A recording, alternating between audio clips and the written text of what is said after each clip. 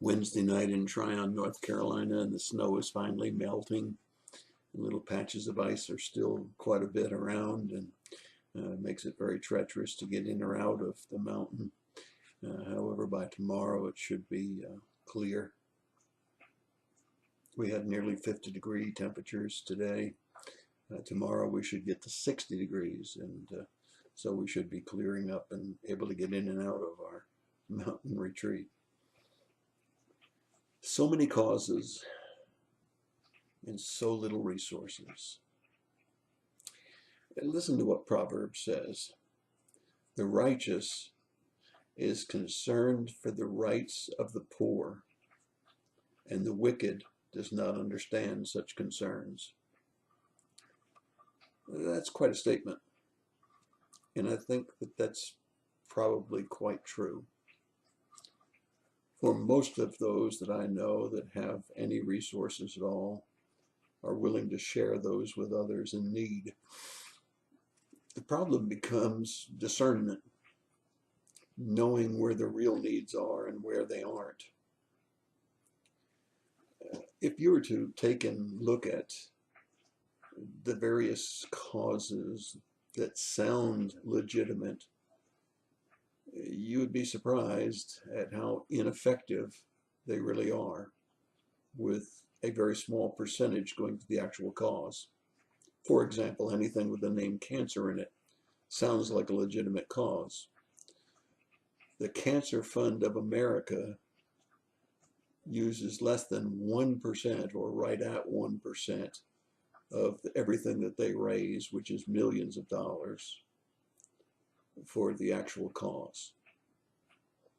All of us have been tremendously impacted by the hatred towards police and the death of police officers, and so anything with police in it would seem like a legitimate cause and would tug at our heartstrings. The International Union of Police gives less than 0.5% to the actual cause of police officers. 0.5%. 99.5% going to administration, fundraising, and lining people's pockets. How about the National States Deputy Sheriff's Association? 0.8% going to the actual cause. 0.8. 99.2% being spent elsewhere than the cause itself.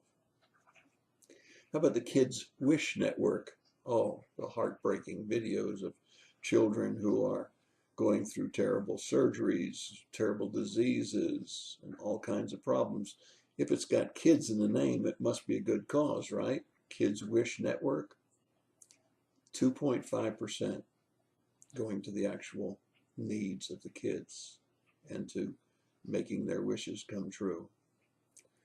97.5% being spent elsewhere. One of the ones that's on the TV all the time is the Wounded Warrior Project. Now, what patriotic American doesn't want to help a wounded warrior? People that have been devastated by roadside bombs and other maiming weaponry. 58% is all that actually goes to those wounded warriors. Now, that's not to say that there aren't good causes, and many times the names are so similar that you aren't sure. For example, there's lots of humane societies, but here in the Greenville area, Greenville Humane Society, 93% goes towards the actual cause. Billy Graham's organization, 84.7% goes to the actual causes. But there are some big name organizations that aren't so good. March of Dimes, only 66.5% goes to the actual causes.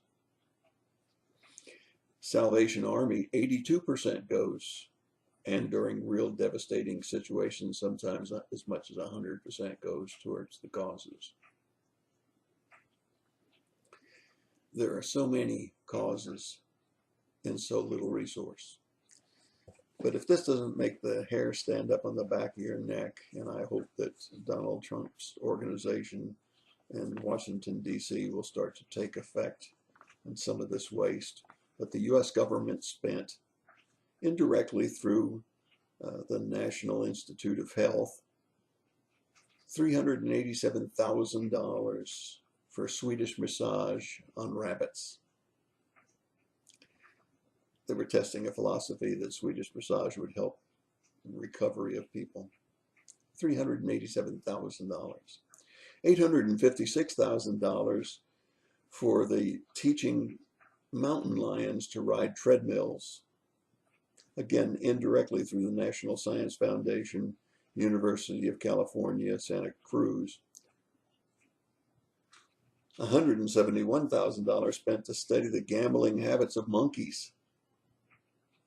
$307,000 to find synchronized swimming for sea monkeys. $5.2 million spent on a alarmist video to try to convince the American public that global warming was a serious issue. $5.2 million.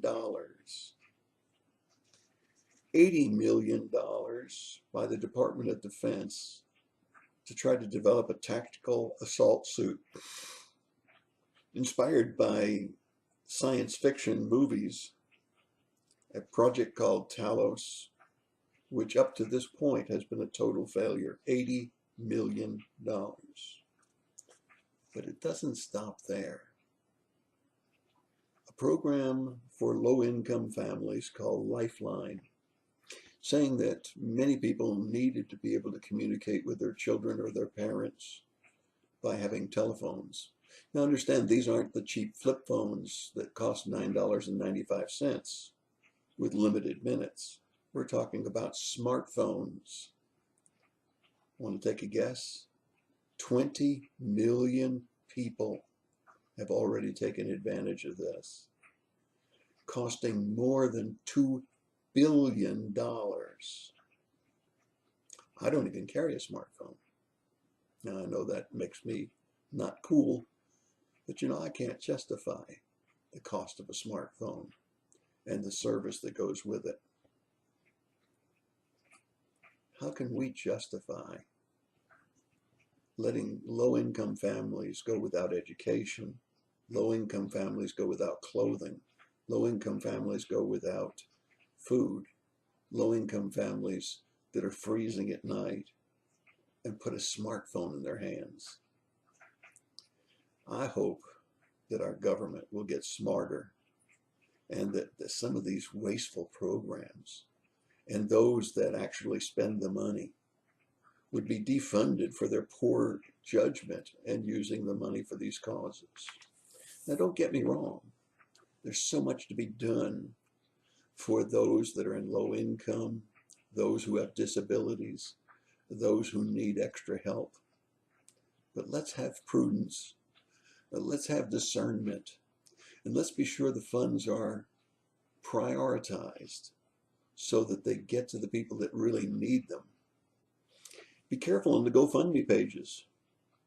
A lot of the people that are putting up these GoFundMe pages have insurance. They have the means to pay their bills.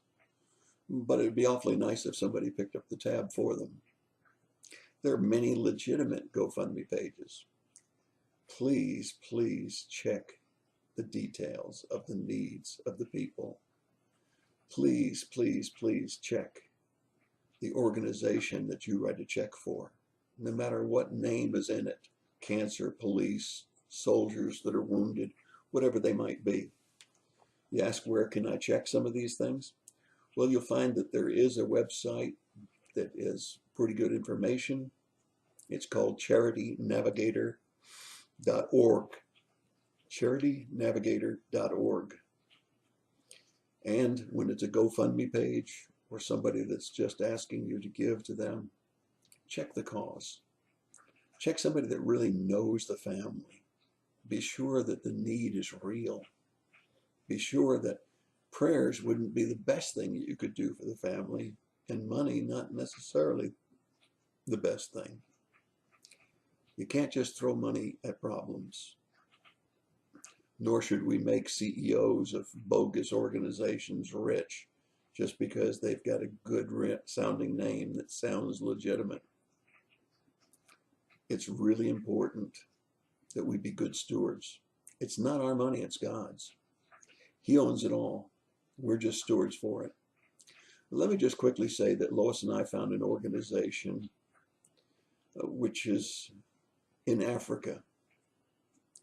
And the gentleman that runs that organization is from Moore, South Carolina. It's not rated on the charitable organization, but I've been assured by everyone that knows him and knows of his integrity that 100% of everything that they take in goes directly to the children in an area of Africa where over 50% have HIV/AIDS, where children are not getting education and they're not getting food. They're not getting the medical needs that they need. And for $30, you can adopt one of these children, and the $30 goes directly to the child to take care of their food, their housing, their education, and their needs. $30 a month takes care of a child in every area of their life.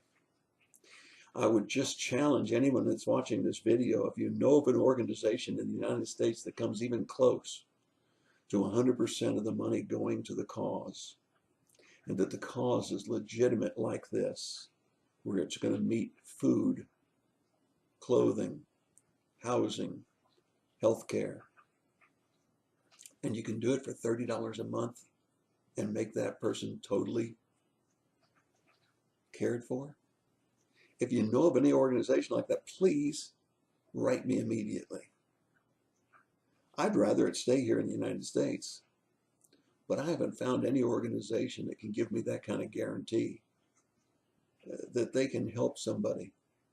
100% of my dollars will go to the needs, and whereas it won't go into the pockets of those that are administering it, and that a little bit of money can go so far.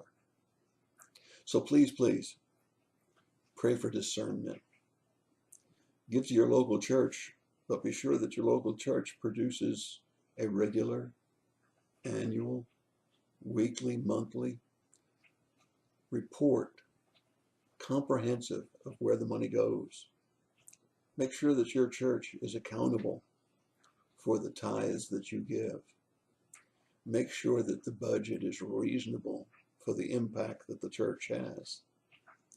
Make sure that you're spending God's money, that you're a steward of, in ways that will advance the kingdom of God.